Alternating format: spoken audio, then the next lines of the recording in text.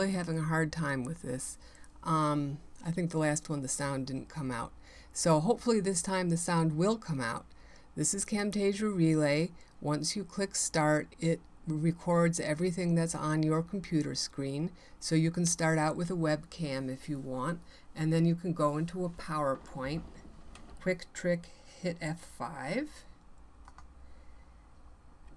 It starts. I've decided to talk about what is engineering because you don't think about it, is my guess, and like fish in the ocean, you don't think about the ocean. But in fact, 150 years ago or so, engineering was just getting off the ground. I've given a couple of talks on this at conferences. I started to think about it because I was analyzing the articles in these books, the Transactions of the American Institute of Mining Engineers, that goes back to the 1870s or the 1880s. And I was noticing that the authors had all sorts of degree designations after their name that I didn't recognize, like SB, EM, FRS, MICE, and FGS. I found out what some of them were: Fellow of the Geological Society, Fellow of the Royal Society. But it pointed to a bigger problem, which was that the people who were professors sometimes didn't have anything after their last name, or if they did,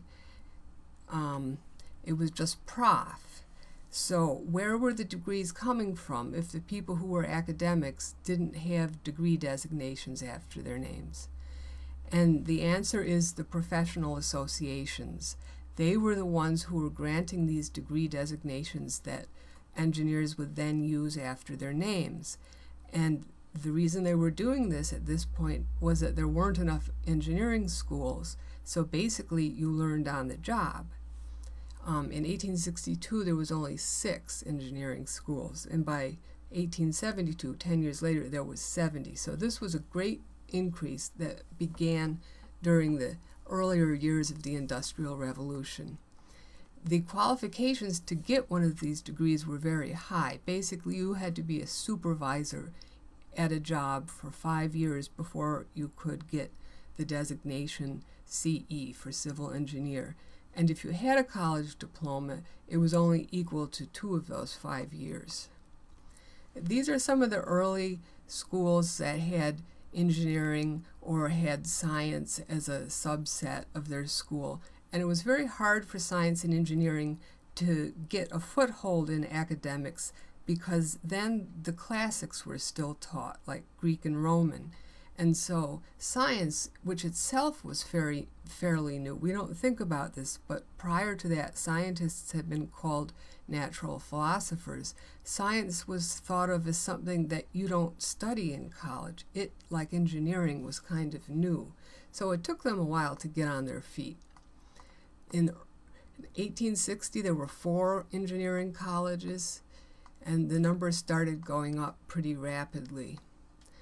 West Point was the first, and then RPI. This one was in New York, and eventually the most important engineering school of all began in 1881. Okay, after you've given your little talk like this, you have to have a works consulted list if you have anything that you use from the internet or whatever.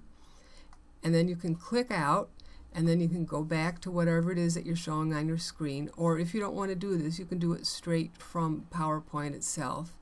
And then find the stop button and press stop.